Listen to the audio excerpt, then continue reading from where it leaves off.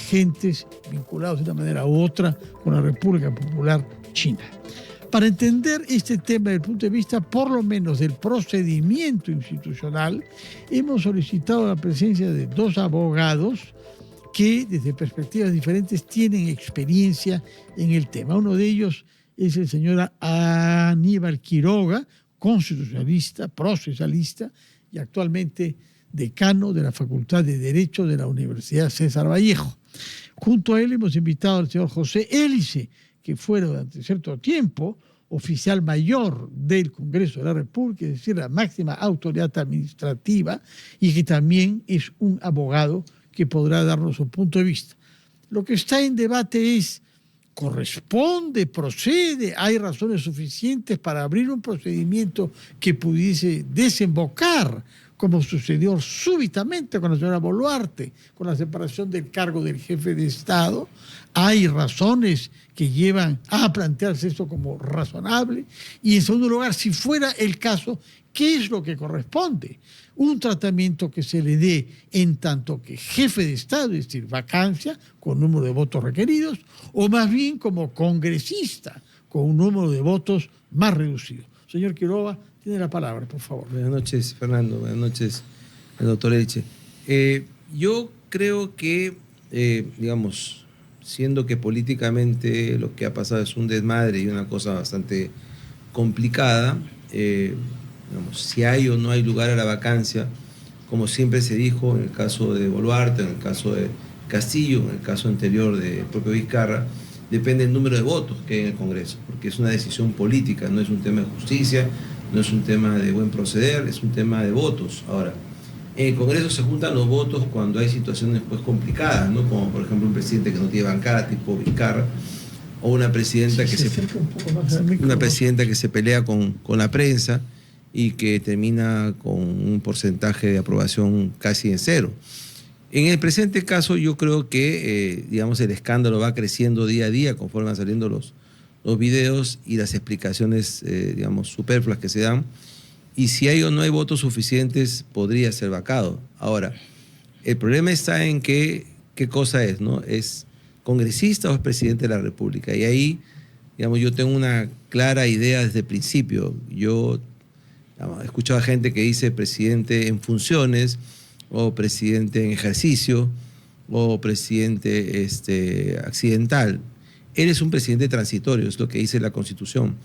Recibe el mandato de la Constitución porque no hay vicepresidentes, a condición de que en un plazo no mayor de un año convoque elecciones generales. Como ya están convocadas, como ocurrió con el caso del señor Sagasti, ya necesita convocarlas. Entonces, siendo presidente de la República, deja de ser congresista. No es más presidente de Congreso, porque la Constitución parte, en su artículo 43, de decir que vivimos una separación de poderes y no podría ser presidente del Congreso y presidente del Ejecutivo al mismo tiempo, ¿no? Lo que ocurre es que cuando... ¿Qué cosa mostró el caso de Paniagua? A eso iba. Que se cita siempre, no quiso renunciar a su calidad de congresista, ¿no? Lo que pasa, y eso lo viví de cerca, el caso de Paniagua ocurrió cuando justamente fue presidente de transición. Él sí convocó a elecciones dentro del año siguiente, pero hizo dar una ley interpretativa de su situación por un tema crematístico, porque el sueldo de congresista era mayor que el sueldo del presidente de la República y los beneficios del congresista eran mayor. Y él, cuando se jubilara, porque había acumulado tiempo de servicios en la administración pública, se jubilaría como, digamos, con los beneficios de un congresista. Y por eso, digamos, se hizo la interpretación de que el presidente que recibía el mandato, si no hay vicepresidente, no dejaba de ser congresista y continuaba en una suerte de bilateralidad, ¿no? Era presidente del Congreso, prestado a ser ejecutivo y recibía sueldo del Congreso, pero era jefe de Estado. Pero, por ejemplo, yo me pregunto en el caso de Gerí, ¿que se le aplica el 117 o no se le aplica el 117? ¿No es cierto? O si es congresista, solamente el 99. Y sobre los límites sobre los que se le puede investigar. Claro, exactamente, porque yo sostengo que nadie puede tener dos cargos al mismo tiempo y juramentar dos cargos al mismo tiempo. Si juramentó como el presidente de la República, dejó de ser congresista, dejó de ser presidente del Congreso y pasa al Ejecutivo y se convierte en jefe de Estado con todas las prerrogativas y los poderes y las limitaciones que tiene un jefe de Estado. Entonces, el señor Gerí, de mi punto de vista, es el presidente de la República, ya no es más congresista, ya no está en el Congreso, por más que hayan interpretaciones complicadas, y por lo tanto su situación se definiría con una vacancia presidencial. Hay una postura intermedia, sin embargo, que es la que ha anunciado desde muy temprano el día de hoy, vía manifiesto en el partido de César Acuña, Alianza para el Progreso, quien simplemente le pide que renuncie. Bueno, eso siempre es una posibilidad. Todo cargo, excepto el de congresista, es renunciable, ¿no? Hasta el Papa puede renunciar, hasta los reyes pueden abdicar. Solo en el Perú es uno de los pocos países donde el cargo de congresista es irrenunciable. Pero ese siempre es una posibilidad. Lo que pasa es que la renuncia, Fernando, como pasó con la señora Boluarte, pasa por la voluntad de uno, ¿no? A nadie se le puede obligar a renunciar. Es una decisión unilateral, voluntaria, irrevocable, irreversible que uno la tiene que hacer. Pero si él no desea renunciar, como fue el caso de Kuczynski o el caso de Merino, podría ser sometido a un proceso de vacancia si es que hay los votos suficientes, ¿no? Señor José Elich, su opinión sobre este mismo tema. Bueno, incluidas las referencias históricas, sobre todo al caso de Paniagua, que también usted vivió de cerca. Sí, bueno, buenas noches, muchas gracias por la invitación. Bueno, yo coincido en mucho en lo que ha señalado el doctor Quiroga. Yo creo que, claro, estamos viendo el tema como que el presidente de la República está en curso, digamos, en algunos actos que son reprobables y que esto se va complicando en cada momento, aparentemente se va a ir complicando más aún. El presidente del Consejo de Ministros creo que lo ha complicado más todavía, ¿no? Porque se ha referido al presidente de la República en unos términos, bueno, que aparentemente indican que hay una distancia entre ellos, ¿no? Que él es un presidente de forma y que no están muy juntos en el trabajo gubernamental. Y dijo que no pensaba renunciar por ahora. Sí, por ahora, ¿no? Hoy, dijo. Hoy no, mañana quizás. Entonces es complicado. Pero hay algo muy importante, y esto lo rescato de la intervención del doctor Quiroga, que tiene que ver con la condición de presidente de la República pleno del señor Gerí, ¿no? Es decir, acá hay una controversia también sobre la interpretación del artículo 115 de la Constitución, que en realidad tiene dos partes. En la primera parte lo que encontramos es la regla de sucesión constitucional, ¿no? El presidente, los vicepresidentes y eventualmente, ¿no?, por defecto de ellos, el presidente del Congreso. Y si el impedimento del presidente de la República y de los vicepresidentes, por supuesto, porque esa es la regla de sucesión constitucional, es permanente, el presidente del Congreso debe convocar a elecciones inmediatamente. Por lo tanto, su ejercicio gubernamental es transitorio, ¿no? Pero es pleno, es presidente de la República. Esa ley de 2000 a la que se ha referido también el doctor Quiroga, yo creo que no, compatibiliza con el texto constitucional, más precisamente el artículo 43, ¿no?, que contiene el principio de la separación de poderes, ¿no? O sea, si no, estamos ante un régimen de gobierno muy extraño, ¿no?, donde digamos, se reúnen las calidades de presidente del Congreso y a la vez de presidente de la República. Yo creo que no corresponde. Entonces, partiendo de ahí, digamos, quizás la primera conclusión a la que debíamos llegar, ¿no?, por lo menos yo me inclino hacia ello, es que el señor José Gerí es presidente de la República plenamente, ¿no?, con todas las calidades de presidente de la República. Por lo tanto, esto ya viendo la posibilidad de que deba estimarse necesario que deje el cargo, bueno, siempre puede renunciar, pero se abren, digamos, dos procedimientos posibles, el de vacancia y el de censura como presidente del Congreso. Yo descartaría esta segunda posibilidad. En todo caso, cada uno de los procedimientos tiene sus propias complejidades y los dos, cualquiera que sea el que se elija, pienso que debería elegirse el de vacancia, cualquiera sea el que se elija, tiene que pasar primero por la convocatoria la autoconvocatoria, no creo que la convoque, a una legislatura extraordinaria. Y eso requiere 78 firmas. En este momento así en un periodo se cerró. ¿Hasta cuándo?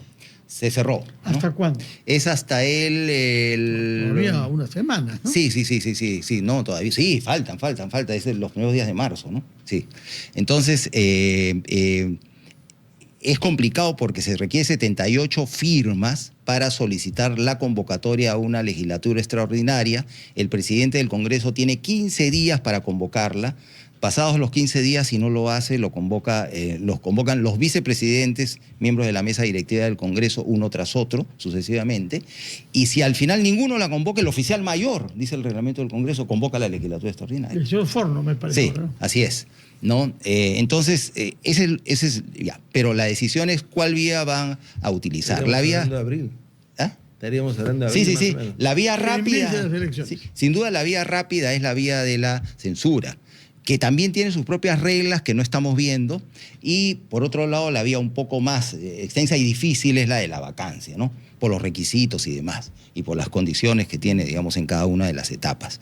Pero la vacancia nos ha dicho el señor Quiroga que corresponde solamente bajo ciertas circunstancias. No, la vacancia corresponde cuando hay los votos suficientes, he dicho. Lo que creo que es que en el caso del presidente Gerí ya no correspondería la censura a la mesa porque no es presidente del Congreso, ya no está en el Congreso. ¿No? Nadie puede tener, digamos, un pie en el Congreso y un pie en el Ejecutivo al mismo tiempo si hay separación de poderes. De momento que juramentó como presidente, dejó de ser congresista, dejó de ser presidente del Congreso, ¿no? Ahora, sin duda alguna, eso pasa porque se convoque a una legislatura extraordinaria y se vea el tema. Acá hay, digamos, dos situaciones, la corta y la larga, ¿no? Si en la medida que salen más videos y las explicaciones de mañana son igual de pueriles, con personajes complicados, como por ejemplo un señor que tiene arresto domiciliario. Arresto domiciliario significa una persona que está detenida, solo que en vez de estar en la cárcel está en su casa bajo. Es como si alguien se escapara de la cárcel y fuera a Palacio de Gobierno, exactamente. La situación jurídica es la misma, ¿no? Y la otra persona con una tienda cerrada y con negocios turbios, si no sale bien de esas explicaciones, va a sumarse, digamos, el fastidio del Congreso y el número de votos hasta poder llegar al número suficiente de la vacancia, ¿no? Como para complicar las cosas, yo quisiera aprovechar que son dos abogados, ustedes preguntar algo que nadie me ha contestado hasta ahora. En el contexto de la indagación que se hizo sobre la denuncia por violación, de la que salió bien librado el señor Gerí, sin embargo, la justicia le impuso un procedimiento de terapia en función de ciertos rasgos patológicos que la justicia estableció. Y el documento judicial decía claramente que esa terapia debía ser llevada a cabo en el lugar más cercano a su domicilio. El señor Gerí, por entonces congresista, nunca asistió y no acató lo que la justicia le impuso, habiendo estudiado su caso, tanto por su comportamiento como por los testimonios y su historia de tweets y su historia digital, que era larga y bien florida. ¿Qué se aporta? ¿En qué contribuye? ¿Qué cosa añade el hecho de que estemos ante una persona que por lo menos sobre esta disposición de la justicia someterse a una terapia para controlar su impulsividad y su furor sexual, en fin, no sé cómo lo formula la justicia, no la tomar en cuenta? Bueno, yo no sé si es una recomendación o es una obligación. Quizás el doctor Quiroga creo que sabe más que yo sobre esos aspectos. Sí, es una obligación, pero no sí, arrastra una sanción, digamos, disciplinaria, judicial. Arrastraría sobre todo una sanción moral, ¿no? Yo sumaría al tema de la valoración moral de reunirse con personajes complicados y dar explicaciones más complicadas, como la del caramelo. Y eso, ¿no? Yo creo que va a sumar en el, digamos, pensamiento, la conciencia de los congresistas si hay o no suficiente causal para una incapacidad moral. Implica un incumplimiento judicial. Ahora bien, en el mejor de los escenarios, ¿qué podría hacer él para restablecer la confianza y para hacer lo que nos interesa a todos? Es no pasar nuestro tiempo discutiendo sobre el señor Gerí, sino sobre los problemas reales de nuestro país. Bueno, lo que se puede hacer es que no sea él, que sea el presidente del Consejo de Ministros. Y eventualmente el ministro del Interior que lo acompañó en uno de estos eventos y que vayan al Congreso y expliquen cada una está por ahí, ¿no? Porque desde la presidencia de la República yo veo difícil otra explicación después de la presentación que ha hecho hace poco. El presidente del Consejo de Ministros, en todo caso, es el responsable político frente al Congreso, ¿no? De lo que sucede en el gobierno. Es el que da la cara directamente. El presidente, por supuesto, en cualquier momento, no solamente el 28 de julio, puede dar mensajes al Congreso. También podría hacerlo, podría pedir. Y él mismo convocar la legislatura extraordinaria para que el Congreso lo escuche, a ver. Eso puede también. Hay otros procedimientos que también se pueden usar, ¿no? La interpelación a todo el Consejo de Ministros, al presidente del Consejo de Ministros y con él a todo el Consejo de Ministros. O la interpelación al presidente del Consejo de Ministros y al ministro del Interior que estuvo con él acompañándolo. En fin, hay varios otros procedimientos, pero yo creo que esto, por la aparente gravedad de las cosas, se va a concentrar en la posibilidad de estos dos procedimientos, el rápido, que es la censura, y el otro, que es la vacancia, que realmente ambos son una desgracia para el país, ¿no? Por el espectáculo que venimos dando ya desde hace tiempo, cambiando presidentes a cada momento. ¿Sí? ¿Está usted de acuerdo con que esas dos posibilidades existen? Sí, bueno, existen como posibilidad, aunque yo creo que no debería darse el tema de la recusación de la mesa directiva, porque ya no es congresista, ¿no? Pero el problema está en que lo que aparentemente hay no solamente es una visita irregular a un chifa o a una tienda que estaba clausurada, sino lo que hay detrás, ¿no? Los negocios que podrían haber habido de antes, que según se dice, el congresista Anderson denunciaba, y el hecho de que, como se ha dicho ayer, los propios agentes interlocutores son los que han filtrado los videos para chantajearlo, ¿no? Entonces, parecería que detrás de todo el tema, de lo que hemos visto, hay, digamos, tela marinera como para saber si es que de repente habían cosas turbias, ¿no? Y eso empañaría mucho más la situación y de alguna manera gatillaría una salida mucho más radical. En cualquier caso, quería preguntar que se adopte un camino u otro o que se encuentre una vía de conciliación. Si el señor Gerí deja la presidencia, ella tendría que ser asumida necesariamente por Fernando Rospigliosi. No. Nos hallaríamos ante una situación particular. El señor Rospigliosi entró como accesitario de alguien que falleció, Guerra García, y ahora entraría como accesitario o como reemplazante de alguien que tuvo que renunciar o que se vio vacado. Sí, bueno, el señor Gerí entró como accesitario de Vizcarra, si no recuerdo mal, y el señor Rospigliosi entró como accesitario de una persona que falleció. Pero digamos, son congresistas, ¿no? La Constitución no dice si el congresista es nato o si el congresista es derivado de ser accesitario, son congresistas.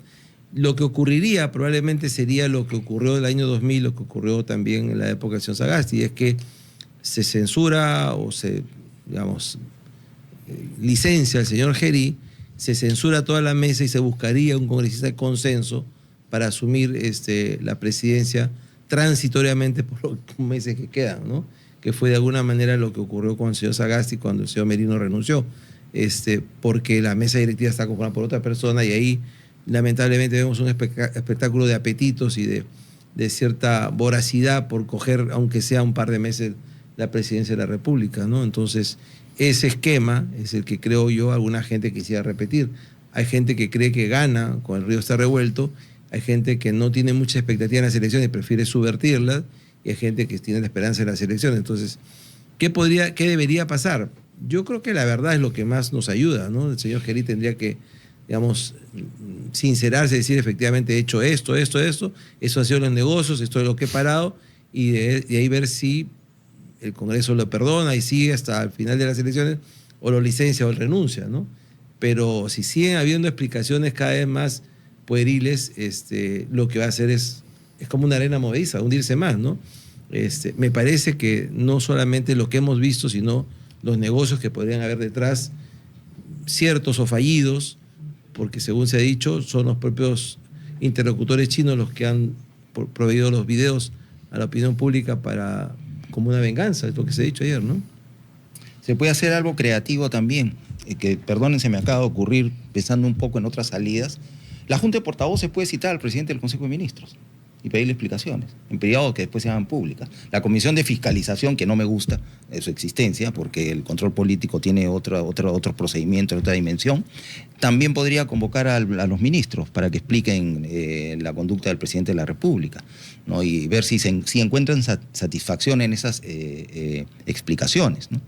De lo contrario, pues estamos ante un escenario, como bien ha dicho Fernando al inicio de esta entrevista, ante otro escenario, pues donde, caramba, no hay una salida aparente y estamos perdiendo lo más importante en este momento, además los problemas que arrastramos, como la inseguridad y etcétera, que es el proceso electoral, ¿no? El debate de los programas, el debate de las propuestas. Ciertamente. ¿No? Sí. Quiero hacer saber que entre tanto hemos recibido una documentación que viene de la Fiscalía, dando cuenta de que conforme a sus competencias, la fiscal provincial Diana Mayra Paico Guevara dispuso la recopilación de videos de las cámaras de seguridad de la Municipalidad Metropolitana de Lima, eso por la calle Capón sin duda, de la Municipalidad Distrital de San Borja, por el Chifa sin duda, y de un inmueble ubicado en el distrito de San Borja, entre otras diligencias, dice no sabemos porque no había nada sobre San Borja, entre otras diligencias, a fin de esclarecer los hechos y determinar las responsabilidades penales. De manera que estamos ante una investigación por lo menos en 3 lugares diferentes. Bueno, es que eso es lo que el Tribunal Constitucional determinó y que mucha gente criticó y decía que está brindando a la presidenta Boluarte, y uno trataba de explicar que no era la presidenta Boluarte, sino la figura presidencial. Hay ciertas protecciones y hay otras medidas que se pueden tomar.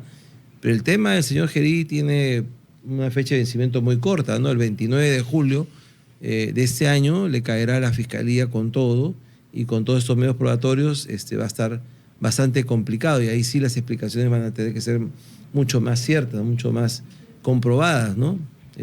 Digamos, lo va a tener muy difícil. Hay otro tema que ha dado lugar a una polémica, y yo quisiera que ustedes nos la expliquen y la diriman desde el punto de vista de la ley. Las condiciones de acceso a palacios de gobierno, porque se ha dicho que cualquiera puede entrar, y eso para justificar lo que el señor Quiroga denominó a una persona condenada bajo restricción domiciliaria que haya podido entrar. ¿Cuál es el procedimiento? ¿Desde cuándo existe? ¿Y qué podemos interpretar sobre estas afirmaciones un poquito laxas? Bueno, no sé cuál es el procedimiento actualmente, pero sí conozco los procedimientos que existían cuando yo he tenido vínculos directos con Palacio de Gobierno, siendo secretario del despacho presidencial, sí, un mes con Francisco Sagasti, pero todo el periodo de transición con Valentín Paniagua. Siempre que al menos en mi experiencia, los cuidados han sido extremos en cuanto al ingreso de personas, ¿no? Por ejemplo, en el más reciente gobierno con el que yo he estado vinculado como secretario del despacho presidencial al inicio del ejercicio del presidente Francisco Sagasti, teníamos una unidad de inteligencia de la Policía Nacional a cargo de un coronel de la policía, un grupo pequeño, pero a cargo de un coronel que hacía cuando menos inteligencia básica a todas las personas que ingresaban o iban a ingresar, se disponían a ingresar al Palacio de Gobierno. Cuando era necesario, por supuesto, se pedía información a la IGMIN, que es el órgano de inteligencia a cargo del ministro del Interior, o a la IRIN de la policía, y eventualmente, en un caso extremo, incluso apoyo a la Dirección Nacional de Inteligencia, en fin. Pero se hacía una revisión básica, de inteligencia básica, a partir de fuentes abiertas, algunas de acceso no reservado, sino que no está abierto para todos, porque hay que inscribirse y demás, pero no eran, digamos, operaciones de inteligencia propiamente, del tipo de inteligencia operativa, sino básica, ¿no? Acceso al RENIEG, al registro de deudores alimentarios, antecedentes penales, antecedentes policiales, etcétera, y demás. Digamos, calificación bancaria, un sistema financiero y ese tipo de cosas, para ver quién entraba y quién no entraba, ¿no? Y ahí se tomaba la decisión cómo se procesaban esas solicitudes de audiencia con el presidente de la República. Y se hacía de manera muy estricta, y era un grupo, digamos, muy comprometido, yo lo recuerdo, estaba al mando de un coronel que después ascendió a general y ha dejado hace poco la policía como jefe de Estado Mayor. Y bueno, siempre ha habido mucho cuidado, no sé ahora pues cómo es, ¿no? O sea, esos ingresos por la puerta de atrás y esas cosas no deben permitirse. Y aun cuando podrían ocurrir a pedido, por ejemplo, del presidente de la República, siempre se registra. Eso yo lo vi cuando fui secretario general de la presidencia durante el gobierno de Valentín Paniagua. Todo lo que anotaba la policía de las personas que entraban, estaba absolutamente todo, y eso fue entregado al Congreso, a la comisión que estaba investigando los sucesos en el periodo final del gobierno de Alberto Fujimori. Tenemos, entre tanto, declaraciones del empresario chino, de lo cual hemos venido hablando, el abogado Edwin de la Cruz, dice: el señor Johnny Yang no está filtrando los videos. El primer ministro Álvarez está especulando cosas que no existen ni existirán. Parece que cuando el señor Álvarez se decide a tomar la defensa del señor presidente, también le va mal, porque acá está siendo desmentido de una manera formal por el abogado ante una acusación que él emparenta con una calumnia. Ya, pero digamos, en un local hay una cámara, acá por ejemplo, y graba, y luego esas imágenes salen a la opinión pública. Entonces yo tengo que sospechar que alguien de acá, de RPP, ha entregado esas imágenes, porque no cualquiera puede acceder a RPP. Alguien con autorización para mirar las imágenes grabadas en RPP es la que le entrega. Es lo que de alguna manera se ha explicado ayer, ¿no? Las cámaras internas de la tienda o del chifa solo pueden ser entregadas por los dueños o por quien está en control de eso, ¿no? Si el señor abogado dice que no, él no ha sido, bueno, habrá que buscar quién ha sido, pero alguien ha sido, porque las imágenes no han salido, no Claro. tienen patitas, no salen solas, ¿no? Entonces, alguien las ha filtrado, sea con anuencia de ellos o sea sin anuencia de ellos, pero lo cierto es que las imágenes han sido filtradas y están ahí, se han visto al presidente hablando por teléfono, a gritos, ocultándose con anteojos, en fin, en situación poco decorosa para su imagen. Y lo otro es que, bueno, no conozco los intríngulis de Palacio, ni mucho menos, pero sí sé que una persona que tiene arresto domiciliario tiene una orden de detención. De hecho, ese señor tenía una orden de detención que la Corte solo lo cambia por arresto domiciliario. Eso genera una requisitoria. El señor está requisitoriado, no puede estar por la calle, no es libre de estar en la calle. Si sale un pie fuera de su casa, lo detienen y le revocan la medida. Pero Como sucedió alguna vez, me da parece. exactamente lo mismo estar detenido en la cárcel. Con o George detenido- Kimper, me parece, o detenido, sucedió, ¿no? Sí, detenido en un en su centro casa. comercial, Entonces sí. tenía una requisitoria. Y si esa requisitoria no está en manos de la policía, entonces difícil, ¿no? O sea, es exactamente igual la figura que una persona se escapa de la cárcel y va y entra al Palacio de Gobierno, ¿no? Exactamente igual. Da lo mismo que se escape de la cárcel o que se escape de su casa, porque ambas son centros de detención. Uno más soft, más suave que el otro, pero ambos constituyen una restricción a la libertad. Y en todo caso ha sido permitida su entrada a pedido de alguien que sin duda contaba con la confianza del presidente Gerí, que lo ha recibido. A pesar de tener una orden de detención de la Corte, claro que sí. Sin mencionar que Palacio de Gobierno tiene cámaras por todos lados.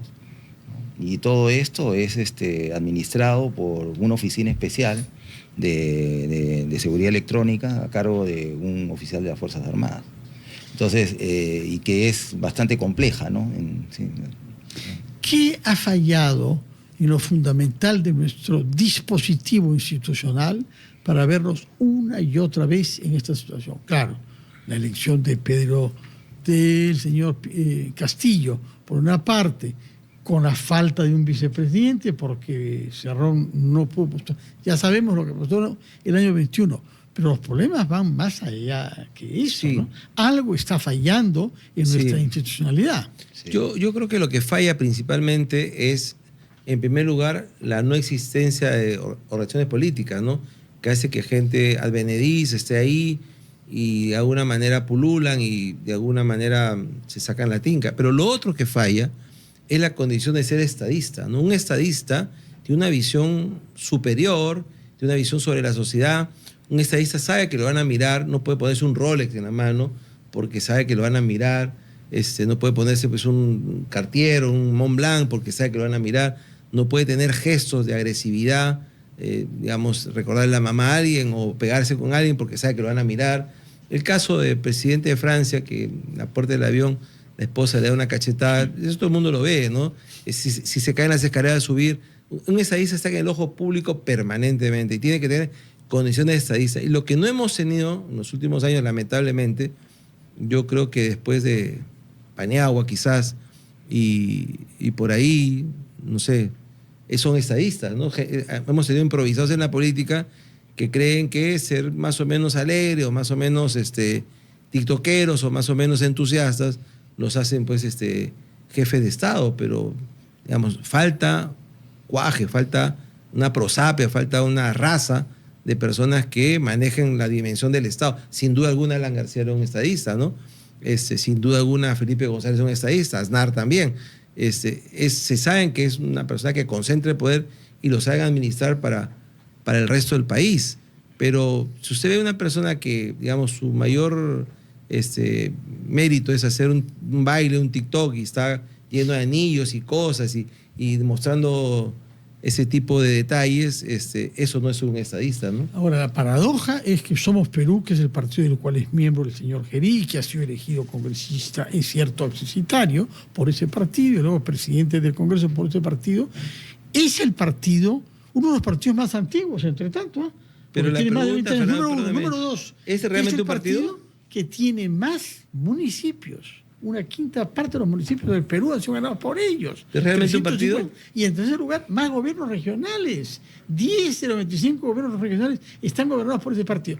No sé cómo definir a la institución. No me queda pero, ninguna duda pero que hay tiene... ahí una jefa, Claro. que es la señora Lee, que todo el mundo conoce, aunque se deja ver poco, y que tiene cuadros y que participa en elecciones en las que gana. No sé, o sea, no me queda duda que tienen sus municipios y tienen esas regiones, pero me pregunto si realmente es un partido político en los términos que se define en la ciencia política, un partido político, o más bien una agrupación de personas entusiastas que participan de la cosa pública, ¿no? Usted quizá recordará porque fue creado por Alberto Andrade cuando usted estaba activo en política, ¿no? Sí, claro. ¿Recuérdanos el año de su creación y las condiciones en que fue creado? No, pero sí, claro, y recuerdo perfectamente que fue en la época que fue Alberto Andrade, uno de los promotores del partido, ¿no? Sí, pero Tiene no. más de 20 años. Si no pasan la valla algunos partidos históricos, prefiero no pensar en ninguno, podría convertirse fácilmente en el más antiguo partido político del Perú, señor Quiroga. Esa es nuestra realidad. Es verdad que, bueno, pese a que tiene su reglamento y tiene su directiva, la impresión que da no es de ser un partido en el sentido que usted ha definido, ¿no? Así es. Bueno, y hay un tema, o sea, debíamos preguntarles para que reflexionen a quienes están en el Congreso ahora en qué estaban pensando.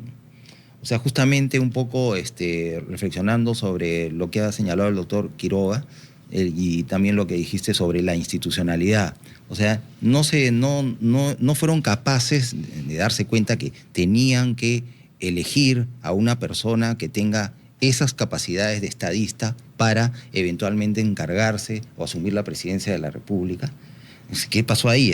Es más, yo recuerdo que estaba en un medio de comunicación durante el proceso de elección bueno, cuando se definió este tema de Dina Boluarte y demás, y la idea era que, bueno, iban a elegir a otro y que estaban buscando a alguien equilibrado. Se habló de ¿no? Gladys Echaiz, ¿no? Claro, pero al O de final José Williams. ratificaron pues al señor Gerí.